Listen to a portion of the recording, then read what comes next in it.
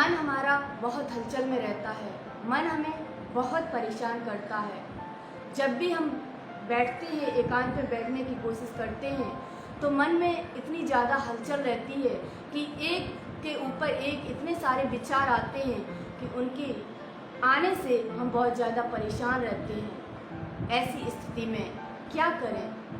बहुत लोगों का ये प्रश्न आया है। तो मैं आपको एक कहानी सुनाऊंगी। उस कहानी को ध्यान से सुनिएगा कि हम अपने मन को नियंत्रण में कैसे लाएं। कि एक बार की बात है, एक नगर में एक नवयुवक रहता था और वो नवयुवक अपने मन के विचारों से बहुत ज़्यादा परेशान था। जब भी वो कोई भी कार्य करने की कोशिश करता तो वो कार्य में असफल हो जाता, क्योंकि उसका मन ही नहीं लगता था। या तो आधा अधूरा छोड़ देता या परेशान होकर के बैठ जाता, क्योंकि किसी भी कार्य में सफलता मिल ही नहीं रही थी उसको। और बहुत सारे मन में विचार आ रहे हैं, कभी ये कभी वो, कभी उसको लगता कि हम क्या करने जा रहे थे और अब क्या करने लगे हैं। इसी वजह से वो परेशान रहता। तो उसे किसी ने बताया कि यहीं पास में ही एक बौद्ध भिक्षु आए हुए हैं और वो बौद्ध भिक्षु हर समस्या का समाधान करते हैं। आप चाहे तो उनके पास जा सकते हैं। तो वो जो युवक था वो पहुंचा बौद्ध भिक्षु के पास। तो बौद्ध भिक्षु ने पूछा कि कहिए, क्या समस्या है आपकी? तो उसने कहा कि मैं मन से बहुत परेशान हूँ गुरुदेव, अगर आपके पास कोई समस्या का हल हो तो आप हमें ज़रूर बताइएगा। तो बौद्ध भिक्षु ने कहा कि अच्छा, आप जिस समस्या के कारण आए हैं, जिस मन की समस्या है, मन की हलचल की समस्या है, क्या आपने उस मन को समझा है? क्योंकि किसी भी समस्या का समाधान तभी हम कर सकते हैं जब हम पहले उसको समझें। तो उस नवयुवक ने कहा कि गुरुदेव, मैंने समझने की मन को कोशिश तो बहुत की, लेकिन जितना समझने की कोशिश की उतना ही मन हमारा रहस्यमयी हो गया। मैं समझने में असफल हो गया हूँ। तो बौद्ध भिक्षु कहते हैं, अच्छा कोई बात नहीं, एक काम करिए, आप एक मिट्टी के घड़ा को लेकर के आइए और उस घड़े में पत्थर भर कर के जरूर लाना। तो वो व्यक्ति जाता है और एक मिट्टी का घड़ा बनवाता है और उस मिट्टी के घड़े में पत्थर भर कर के और वो बौद्ध भिक्षु के पास आता है। अब बौद्ध भिक्षु उस व्यक्ति से कहते हैं कि अच्छा एक काम करो, अब इसमें और पत्थर डालना शुरू करो। तो जैसे ही उसने पत्थर डालना शुरू किया तो घड़ा तो पहले से ही पत्थरों से भरा हुआ था। एक दो पत्थर जाने के बाद पत्थर सारे बाहर गिरने लगे। तो उस व्यक्ति ने कहा कि गुरुदेव, ये तो बाहर गिरने लगे हैं। तो गुरुदेव ने कहा, बौद्ध भिक्षु ने कहा कि ठीक ऐसे ही जैसे ये घड़ा है, उस घड़े को तुम अपना मन समझो और इसमें जो पत्थर जा रहे हैं उनको तुम अपने विचार समझो। तो जैसे ही वो नवयुवक ये बात सुनता है तो कहता है, गुरुदेव मैं समझ गया हूँ आपकी बात को, कि जब तक हमें इस घड़े की तरह ही अपने मन को खाली नहीं कर देना होगा तब तक हम उसमें नए विचार ला ही नहीं सकते हैं। इसलिए हमें सबसे पहले मन को खाली करना है। गुरुदेव ने कहा, अभी आपने मेरी बात तो सुनी ही नहीं, पहले बात को सुनिए उसके बाद बोलिए। कहा कि इस घड़े को पहले अब खाली करो। तो फिर उसने खाली किया। खाली करने के बाद कहा कि अब इसमें फिर से पत्थर डालो। तो जैसे ही उसने पत्थर डाला तो उन्होंने कहा, एक पत्थर डालो और दो निकालो बाहर।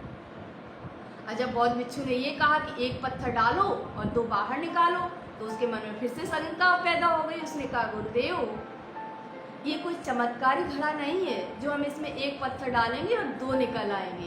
ये मिट्टी का घड़ा है, हम कहाँ से दो निकाल लेंगे इसमें से? तो गुरुदेव ने कहा, तुम मेरी पूरी बात तो सुनो। जिस तरीके से तुम इसमें एक पत्थर डालोगे और दो नहीं निकाल सकते हो क्योंकि ये चमत्कारी नहीं है, लेकिन ठीक विपरीत इसके तुम्हारा मन है। इस घड़े के ठीक विपरीत, ठीक अपोजिट कार्य कर रहा है। ये चमत्कारी नहीं है, लेकिन तुम्हारा मन तो चमत्कारी है। अगर तुम इसमें से एक विचार बाहर लाते हो तो 2 विचार और आते हैं, और जब तुम 2 विचार बाहर निकालते हो तो उसमें 4 और आते हैं। ऐसी स्थिति में तुम कैसे उस मन को खाली कर सकते हो? घड़े को खाली किया जा सकता है, लेकिन मन को विचारों से खाली नहीं किया जा सकता है। तो उस शिष्य ने कहा, उस नवयुवक ने कहा, गुरुदेव मैं कुछ आपकी बात को समझ रहा हूँ, लेकिन अभी पूरी तरह से नहीं समझा हूँ। तो बौद्ध भिक्षु ने कहा, अच्छा अब तुम ये पत्थर उठाओ और इसको घड़े में डालो। उसने डाल दिए, आधा घड़ा भर गया। जब आधा घड़ा भर गया तो बौद्ध भिक्षु ने कहा कि मैं जानता हूँ कि तुम एक कलाकार हो, तो तुम्हें एक काम करना है कि इसमें से पत्थर निकाल के एक सुंदर मूर्ति तैयार करनी है। तो मूर्ति तैयार करो। उसने कहा ठीक है गुरुदेव। उसने पत्थर निकालने शुरू किए। एक पत्थर को उसने हथौड़ा लगाया, उसकी समझ में नहीं आया, उसको पसंद नहीं आया, उसने उसको भी हटा दिया। और वो बौद्ध भिक्षु इस चीज को बहुत ध्यान से देख रहे थे कि ये शिष्य कर क्या रहा है। उसने दूसरा पत्थर निकाला, वो भी उसको पसंद नहीं आया, मूर्ति के लायक उसने नहीं समझा, उसको भी हटा दिया। तीसरा पत्थर निकाला, वो भी उसकी समझ में नहीं आया, उसने वो भी हटा दिया। ऐसे करके उसने सारे पत्थर निकाले और उसको एक भी पत्थर समझ में नहीं आया और उसने सारे पत्थर बाहर निकाल दिए। उसने कहा गुरुदेव इनमें से तो एक भी पत्थर की मूर्ति नहीं बन सकती है। गुरुदेव ने कहा अच्छा ठीक है, अब तुम एक काम करो कि इसमें से एक पत्थर उठाओ और बस ये याद रखना कि इस पत्थर के सिवा तुम्हारे पास कोई भी दूसरा पत्थर नहीं है, तुम्हें इसी पत्थर से मूर्ति का निर्माण करना है। तो शिष्य ने कहा ठीक है, मैं ऐसा कर सकता हूँ। तो उसने एक पत्थर उठाया उन्हीं पत्थरों में से और उस पर हथौड़ा लगाना चालू किया। उस पत्थर से ही इतनी सुंदर मूर्ति बनकर के तैयार हुई कि वो सोच भी नहीं सकता था। उसने कहा गुरुदेव मैं तो सोच भी नहीं सकता था कि इतनी सुंदर मूर्ति का इस पत्थर से ही निर्माण हो जाएगा, कैसे हुआ मुझे नहीं मालूम। तो बौद्ध भिक्षु ने कहा कि हम अपने जीवन में यही गलतियां करते हैं। जिस तरह से एक पत्थर पर ही आपने मूर्ति बना के तैयार कर दी और इसी पत्थर को कुछ समय पहले रिजेक्ट कर दिया था, ठीक ऐसे ही हम अपने मन को किसी एक कार्य पर लगाते हैं पूरी तरह से एकाग्र होकर के।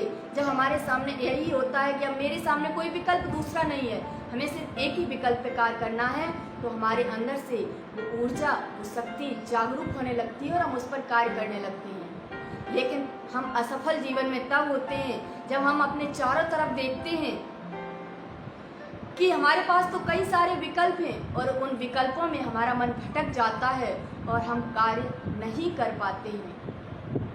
तो अगर हमें जीवन में कभी भी सफल होना है और अपने मन को नियंत्रित करना है तो सबसे पहले किसी एक चीज पर टिकाना सीखें, एक कार्य पर टिकाना सीखें।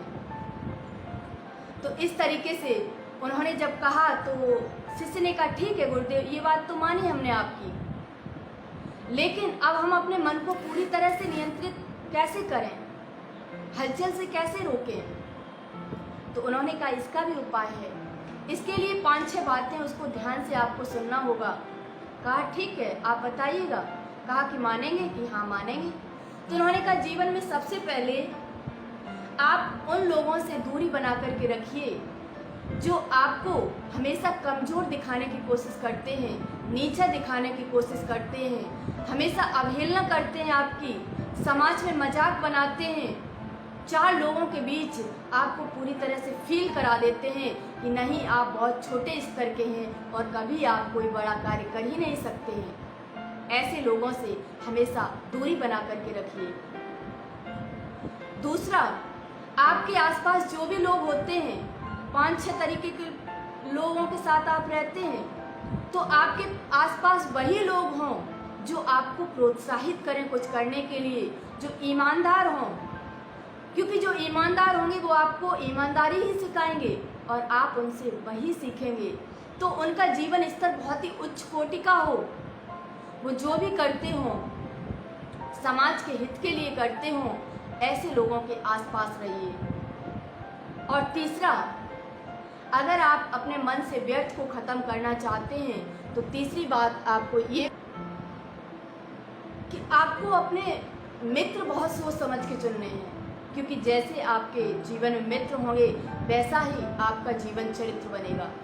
किसी विद्वान ने बहुत ही सुंदर शब्दों में कहा है कि अगर हमें आप किसी से भी मिलवाते हैं तो उसके हमें मित्रों से मिलवा दीजिए और उनके मित्रों को देख कर के हम उस व्यक्ति के जीवन चरित्र का पूरा वर्णन कर देंगे जो हमसे मिलना चाहता है या जो हमसे अपने जीवन चरित्र के बारे में सुनना चाहता है।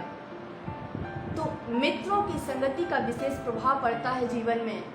अगर मित्र आपके अच्छे हैं, ऊंचे स्तर की सोच रखने वाले हैं, आपको आगे बढ़ाने वाले हैं, आपके हर जगह आपका सहयोग करने वाले हैं, आपकी गिरती हुई स्थिति को भी उठाने वाले हैं, तो ऐसे मित्र आपके लिए बहुत अच्छे हैं। और हमेशा जीवन में ऐसे ही मित्रों का प्रयोग चुनिए उन्हें, क्योंकि भले ही कम लोग हों आपके जीवन में लेकिन बहुत ही अच्छे लोग हों, उच्च जीवन चरित्र के लोग हों, ऐसे लोगों को चुनिए।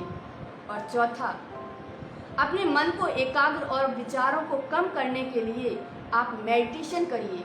आप अपने मन को खाली पूरी तरह से नहीं कर सकते हैं, लेकिन हाँ, अगर आप मेडिटेशन करते हैं तो मेडिटेशन से आपके अंदर ऊर्जा इतनी ज़्यादा जागरूक हो जाती है कि आपके आसपास भी नकारात्मकता आ नहीं सकती है। नकारात्मकता का आपके जीवन में कोई प्रभाव नहीं पड़ सकता है। और मेडिटेशन हमेशा आप ब्रह्म मुहूर्त के समय में करिए। सुबह 4 बजे से मेडिटेशन करेंगे आप तो आप अपने मन को बेहतरीन कर सकेंगे। पूरा दिन आपका बहुत अच्छा गुजरेगा, नेगेटिविटी आपके जीवन से बहुत दूर रहेगी। और शाम को सोने से पहले आप मेडिटेशन ज़रूर करिए। लेकिन ब्रह्म मुहूर्त में किया हुआ मेडिटेशन आपको बहुत ज़्यादा पावर देता है, आपके मन को बहुत ज़्यादा शुद्ध और सकारात्मकता देता है। इसलिए हमेशा मेडिटेशन करना सीखिए। और जो व्यक्ति अपना मेडिटेशन करना सीख जाता है, परमात्मा के साथ जुड़ना सीख जाता है, वो व्यक्ति जीवन में कभी भी असफल नहीं हो सकता। और अगर हो सकता है वाई दफ़े असफलता उसे मिल भी जाए तो मन से कभी भी परेशान नहीं होगा। और छठवां, आप भोजन बहुत ही शुद्ध और सात्विक करिए। बाहर का भोजन, रेस्टोरेंट का भोजन, ये सारे भोजन बहुत कम, ना के बराबर, जितना हो सके घर का बना हुआ शुद्ध भोजन, सात्विक भोजन करिए, जिससे आपके मन को पावर मिलेगी। क्योंकि कहते हैं जैसा भोजन खाते हैं हम वैसा ही हमारा मन बन जाता है। जैसा खाएंगे अन्न वैसा बनेगा मन। तो भोजन का जीवन पर बहुत ज़्यादा प्रभाव पड़ता है। अगर हमारा तन स्वस्थ है तो हमारा मन स्वतः ही स्वस्थ होगा, और जब मन स्वस्थ होगा तभी हम परमात्मा का ध्यान भी कर सकते हैं। तो इसलिए अपने भोजन को बहुत ही शुद्ध और सात्विक रखिए, क्योंकि एक मेडिटेशन करने वाला व्यक्ति होता है या एक परमात्मा का ध्यान करने वाला व्यक्ति होता है, उसका भोजन बहुत ही सात्विक होना चाहिए। और क्योंकि सात्विक भोजन आपको एनर्जी देगा और वही एनर्जी आपको जीवन में आगे बढ़ाएगी और बहुत कुछ नए नए कार्य करने के लिए प्रोत्साहित करेगी।